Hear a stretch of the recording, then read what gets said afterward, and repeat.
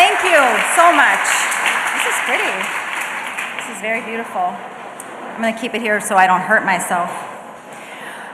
John is right. This is such a beautiful event that my jokes are going to seem stupid now, but thank you. It is an honor to be here at the Hollywood Reporter's annual Women in Hollywood breakfast, where the thigh gap meets the pay gap.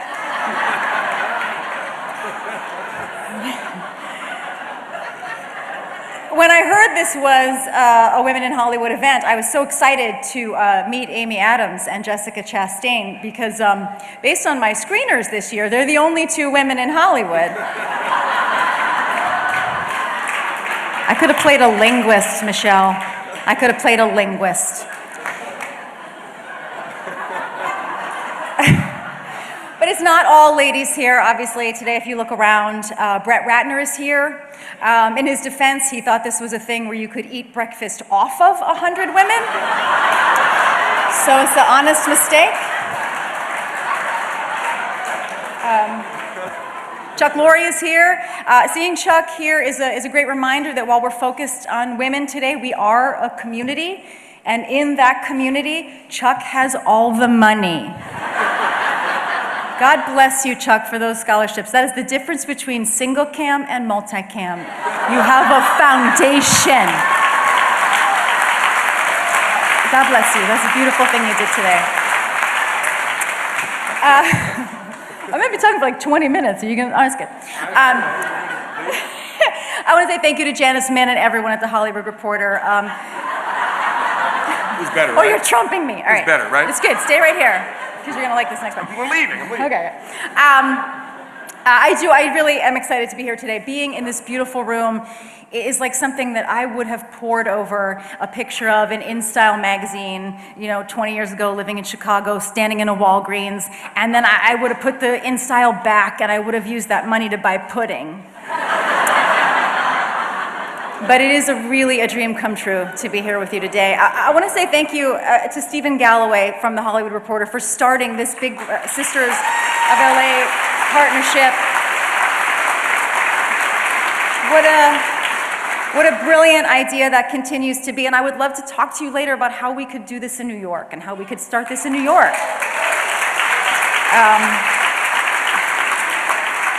I want to congratulate our other speakers today, Megyn Kelly. Megan and I don't know each other, but we did once take the same plane to Disney World with our children, so I feel like we've served in the Marines together.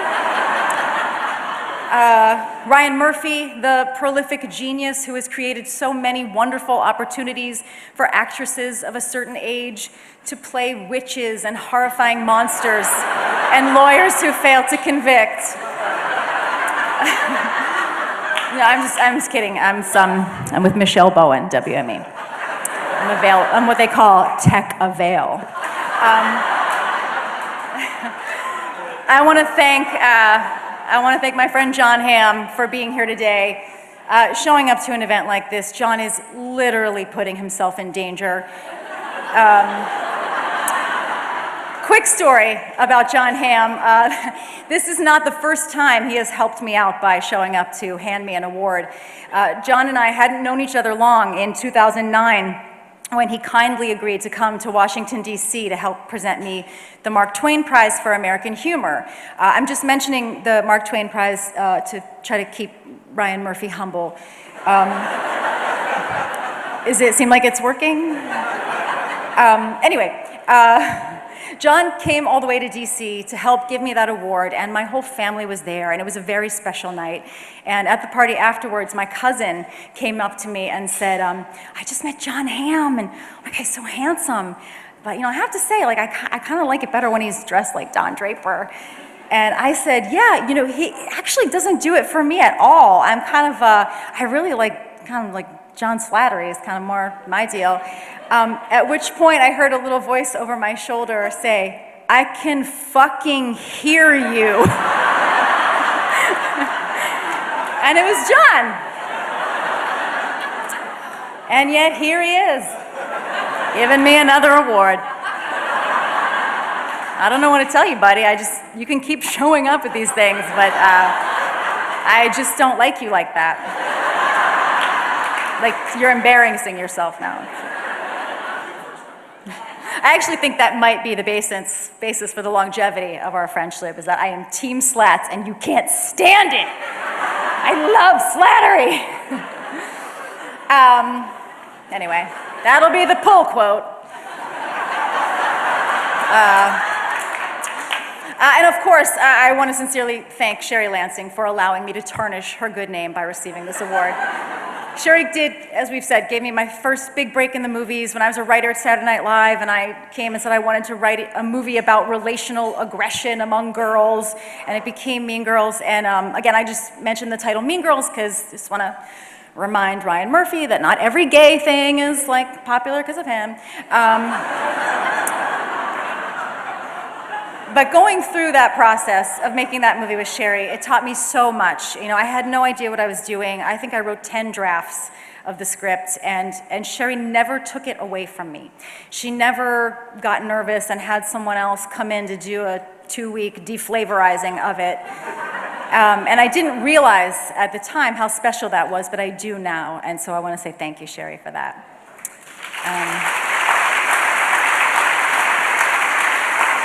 Water. I do, and I intend to use Sherry as an example for my 2 daughters as they grow up, because I believe that Sherry is living proof that you can be, thank you, you can be smart, it's just water. You can be smart and powerful and in charge and still comb your hair. Because that's something I can't model for them at home. I don't comb my hair. Also, you know, the thing about Sherry, hold on, just a long ventriloquist water take. The thing about Sherry is she built this whole career for herself without a sex tape. Like, God bless her, who even does that anymore? Sherry, even I got my start by getting rolled bottomless out of a limo in front of the Ivy by Joe Francis. I got famous butt first. People don't remember that. But it's true, and I'm not ashamed of it, because here I am now. Anyway. What an amazing year it's been for women!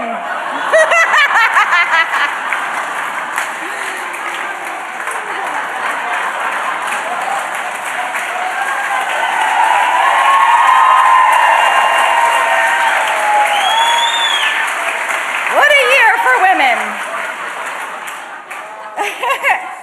Seriously, I talked about this in the magazine. I realized it came out today, but I've been thinking a lot over the past couple months, like how can we proceed with dignity in this increasingly ugly, misogynistic time? And it occurred to me that Sherry is the perfect role model, because talk about someone who remained graceful and effective in what must have been an incredibly misogynistic environment. I mean, she's much too refined to ever say, but you know Sherry Lansing has witnessed some nonsense and some behavior that the young people today would call triggering. And yet she was able to flourish and lead with all of her humanity and her femaleness intact. And maybe that can be the mantra we all take with us the next 4 years of just, what would Sherry Lansing do, right? What would Sherry Lansing do? Stephen Galloway, when does your book come out? Because I need to know how Sherry did all this. Stephen Galloway wrote a book about Sherry. We need to read it all, find out how do we do this. And you know, I promised myself I wouldn't get up here today and talk about the election, because when I get written up in Breitbart, I want it to be because they're mad that I'm making an all-female Hitler biopic. But I have to say that I think the real reason that Hillary lost, and it's the thing that people are afraid to talk about, not enough celebrity music videos urging people to vote.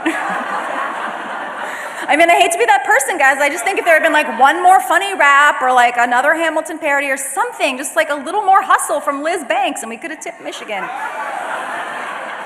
I bring it up actually because the structure of those celebrity get out the vote videos always brings me joy, because you start first with the dedicated people who agreed to show up for like a full weekend at the studio and then like record the whole thing and film it. And then by the second verse, you get the people who agreed to participate from like the steps of their trailer. I'm looking at you, Jane Lynch. And then it always just ends with like Patti LuPone singing one line from her basement into a phone. And I feel like that's the career trajectory we all want, right? It's like we're all just punching the clock until we can be basement Lupones. Just Nailing it.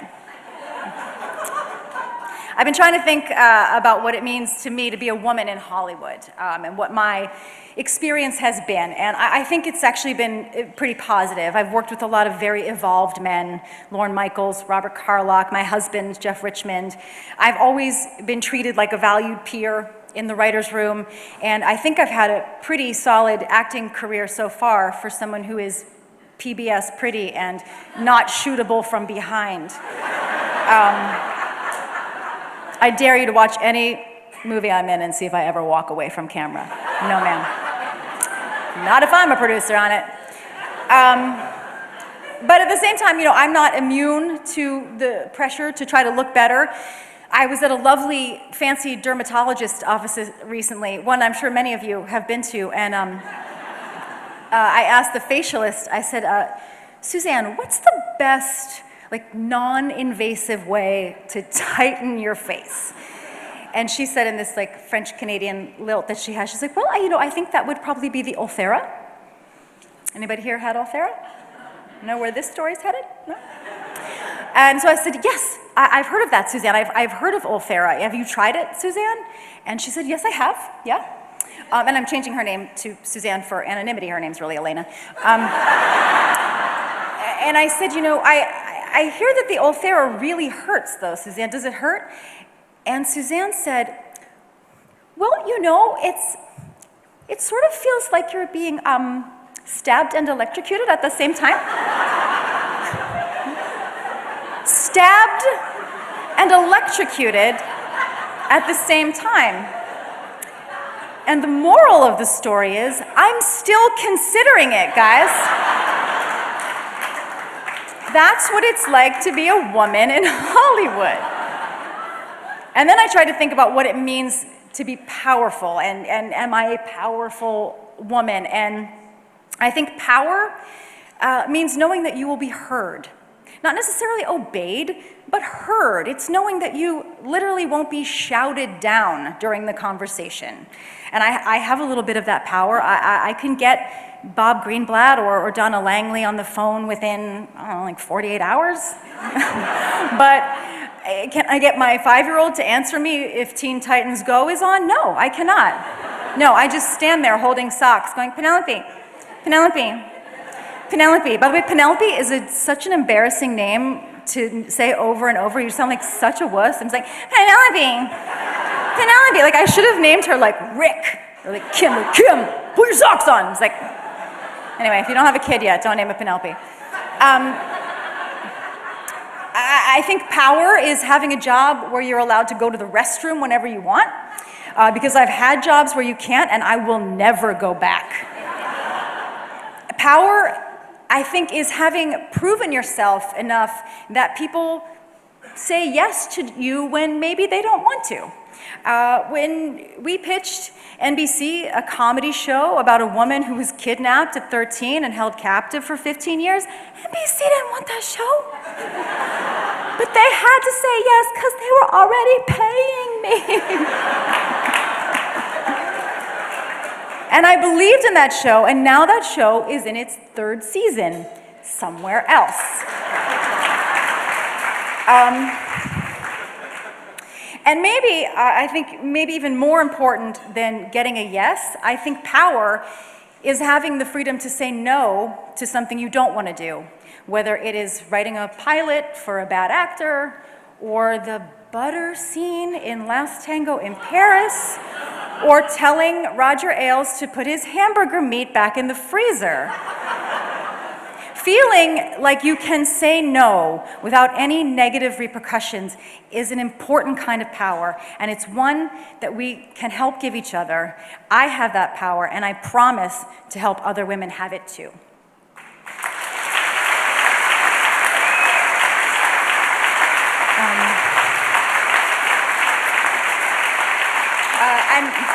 I'm lucky enough to have a great support system. My husband, Jeff, who I'm officially have mentioned twice now.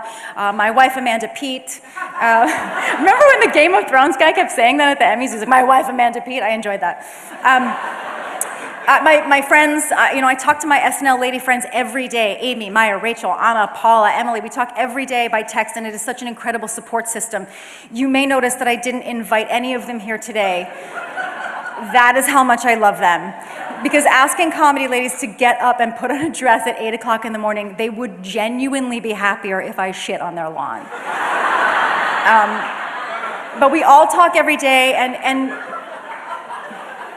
what I'm observing is we may not be quite as thirsty as we used to be, right? We love to work and we love to do good work, but we don't need approval in the same way. We're adults now, and we know who we are and what we're good at. And I think we're really starting to ask ourselves, what is next for me? What is my role in this business gonna be once nobody wants to grab me by the pussy anymore? And first, there's a lot of reassurance that everyone's pussy is still very grabbable. No, your pussy is amazingly grabbable. And then there's a little bit of loose talk of like giving it all up and making pottery in New Mexico. But I know these women, and I think what's festering and what we will see will be a new generation of producers and some directing and some mentoring of young talent, and maybe, if we're lucky, a really successful Golden Girls reboot with all of us. So what are my goals as a powerful women in Hollywood like you? I want to keep making things. I want to keep telling stories mostly about women and girls. I want them to be positive stories. I want to hire women. One of my proudest moments last year on the set of Kimmy Schmidt was standing on set for a scene that was Claire Scanlon directing, written by Meredith Scardino, produced by me, the 4 mole women staging a fight scene with Jill Brown, our female stunt coordinator, and I just thought, this is the best. This is what I want to keep putting into the world and giving women jobs. I would like to work less, that said. I'm not going to lie to you. My dream is to work 3 12-hour days in the middle of the week and receive an award every 6 months. I would like to talk less, and at this point, I imagine you would like that too. My goal is to be like Beyonce and never do interviews anymore, right? In every way, Beyonce. Because people ask me a lot of the same questions over and over. They ask me, what advice do you have for young women? And I say, don't smoke, wear a bra, trust your instincts, don't fuck John Mayer. They ask me, how do you balance work and family? I say, on your mom's back, that's how. They ask me if I'm proud of Amy Schumer, and I say, yes, I'm very proud of Amy Schumer. They ask me, what do you say to people who say that women aren't funny? To which I say, it is time to stop talking about that and start talking about how black people are funnier than white people. Thank you for this honor. Everyone get to work. There's a lot to do.